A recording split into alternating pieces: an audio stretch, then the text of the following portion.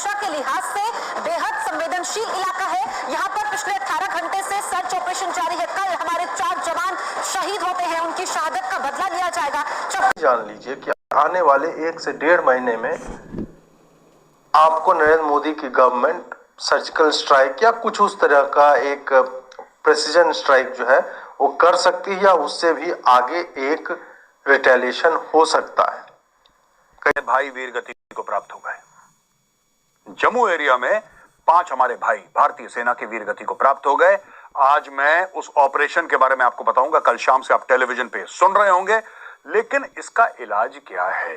ID card देखने के बाद उनसे पूछताछ की जा रही है। पिछले 18 घंटे से पुंछ में आतंकियों के खिलाफ सुरक्षा बल का ये बहुत बड़ा ऑपरेशन चल रहा है। 10 की फुटबॉल में मौत होती है, उसको कोई चीज नहीं मिलती बिना धोखा के। डॉक्टर कदीर ने कितना बड़ा काम किया। आज अगर पाकिस्तान जिंदा है, इसके अवाम जिंदा तो एटम बम की वजह से। कसम से आज वो ना हो, अमेरिका इस पे कब्जा करेगा, अफगानिस्तान करेगा, तुर्क करेगा, हर मुल्क इस पे कब्जा करेगा। एंटी फाशिस्ट फ्रंट PAFF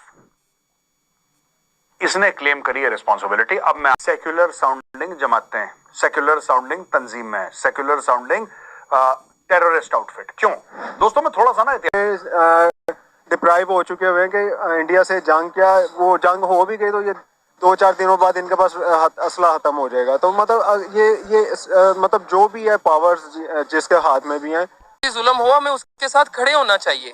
ये नहीं है कि हमारे साथ हो तो हम फेस करें, बल्कि हमें अब एज अ कौम सामने आना चाहिए। है कि बलूचिस्तान में अक्सर। हेलो दोस्तों, एक नए वीडियो के साथ आपका बहुत बहुत स्वागत है। तो दोस्तों 21 दिसंबर को 3:45 पे अचानक से न्यूज आती है कि हमारे जो है 4 जवान शहीद हो गए हैं।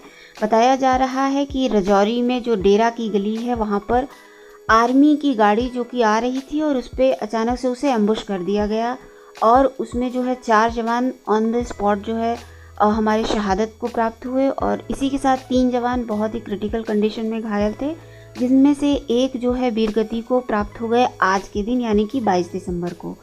और इसकी जो है जिम्मेदारी ली है PAFF नाम की एक टेरर ऑर्गेनाइजेशन ने, जो कि पाकिस्तान से बिलोंग करती है। ऑब्वियस सी बात है, आप सबको पता है पाकिस्तान में खाने को दाने नहीं हैं, मगर देखिए अचानक से इनके पर कहाँ से निकल आया और इस तरीके से तीसरा टेरर अटैक है 1.5 महीने के अंदर।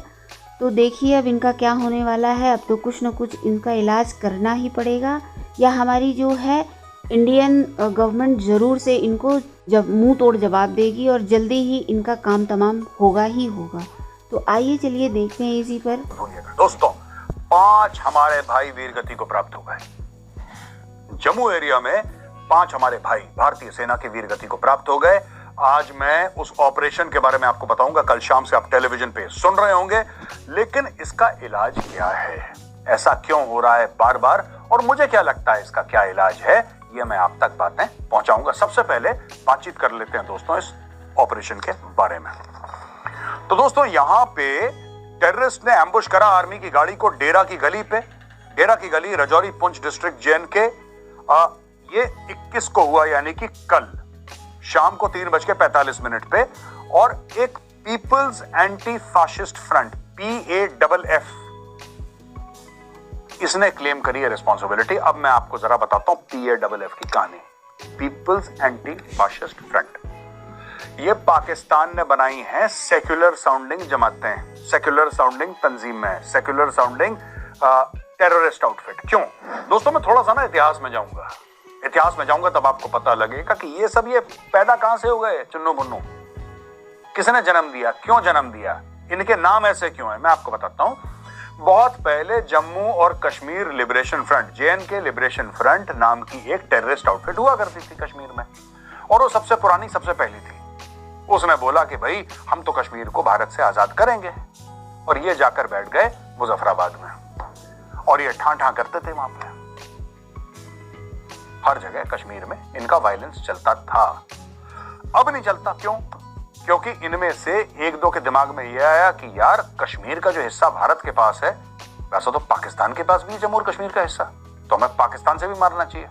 अब पाकिस्तान से मांगने के चक्कर में क्या हुआ कि ISI ने बोला अच्छा बेटा मेरी बिल्ली मुझी से म्याऊं, तुम्हें तो हमने बनाया है, तुम्हें तो हमने बनाया है, तुम अपने बाप से गद्दारी करोगे? ठाठा आउट। तो दोस्तों जब ठाठा हुई, ठाठा के बाद क्या हुआ कि पाकिस्तान के दिमाग में कीड़ा जागा। पाकिस्तान ने बोला यार कि ये जो पूरा कश्मीर वाला मामला है, ये कश्मीरियों पे भरोसा नहीं कर सकते।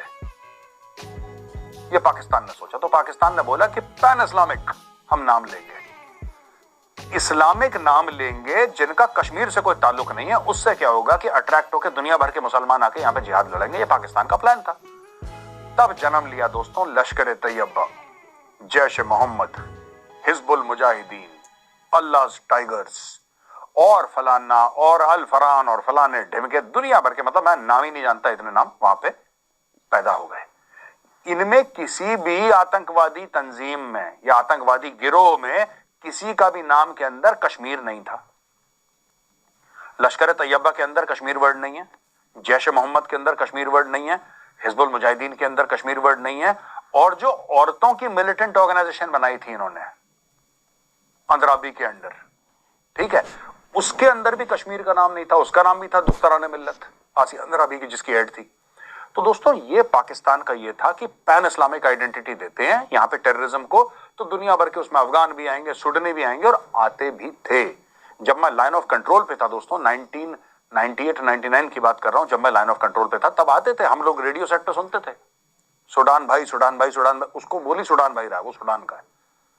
सूडान से भी लोग आए, वहां पे चाइनीज भी आए यार, वहां पे दुनिया भर की, it was a United Nations of terrorism जो पाकिस्तान ने वहां पे फ्लरिश करवा। अब क्या हुआ कि चलता रहा, कई सालों चला, सक्सेसफुल चला। उसके बाद धीरे धीरे धीरे क्या हुआ कि पाकिस्तान FATF की ग्रे लिस्ट में जाना उसने शुरू कर दिया। अब सब जानते थे कि खुले सांड की तरह घूमते थे पाकिस्तान में। हाफिज सईद खुले सांड की तरह घूम रहा है, बहुत बड़ा हीरो है पाकिस्तान में। हाफिज सईद जो है ना, वो मोहम्मद अली जिन्ना से बड़ा हीरो है। पाकिस्तानी भगवान मानते हैं, पूजा करते हैं हाफिज सईद की। दूसरा वो आपका ये मौलाना मसूद अजहर, ये सब लोग खुले। अब पाकिस्तान को ये डर लगने लगा कि यार हमें फिर FATF की ग्रे लिस्ट में डाल देंगे, हमें तो नुकसान हो जाएगा। दुनिया थू-थू करती है, इससे पाकिस्तान को कभी दिक्कत नहीं हुई, क्योंकि वो उनकी आदत है। आप जिस दिन थू-थू नहीं करेंगे, पाकिस्तानियों को लगेगा यार कि दाल में नमक नहीं, यार मजा नहीं आ रहा। लेकिन पाकिस्तान की जेब कटने लगी, पाकिस्तान के पैसों का नुकसान होने लगा, पाकिस्तान की ट्रेड पे, हर चीज पर फर्क पड़ने लगा, पाकिस्तान का गला सूख गया। हाफिज सईद को डाला जेल में, मौलाना मसूद अजहर को कर दिया गायब, और ये जो अननोन गनमैन मार रहे हैं ना पाकिस्तान में लोगों को, और लोग कह रहे हैं कि राधी साजिश है, राधी साजिश नहीं है, ये पाकिस्तानी खुद ही अपने बंदों को मार रहे हैं। अपनी आपकी इकोनॉमी ठीक होगी ना, तो आप अपनी आर्मी को और ज्यादा स्ट्रॉन्ग कर सकते हैं। ज़ाहिर ज्यादा पैसे होंगे तो आप ज्यादा इंस्ट्रूमेंट्स या वेपन्स ले सकते हैं। तो मतलब ये इकोनॉमिकली इतने डिप्राइव हो चुके हुए हैं कि इंडिया से जंग, क्या वो जंग हो भी गई तो ये 2-4 दिनों बाद इनके पास असला खत्म हो जाएगा। तो मतलब ये मतलब जो भी है पावर्स जिसके हाथ में भी हैं, वो खुद मतलब ये चीज नहीं समझ पा रहे कि हमने किस तरह सोचना चाहिए। हाँ, तो मतलब जज्बाती स्टेटमेंट दे देने से कुछ नहीं होता। और आज के दौर में बहुत से ऐसे लोग हैं, नौजवान हैं, मैं अपनी बात करता हूँ, या अगर इन ऐसे लोगों की बात करें जो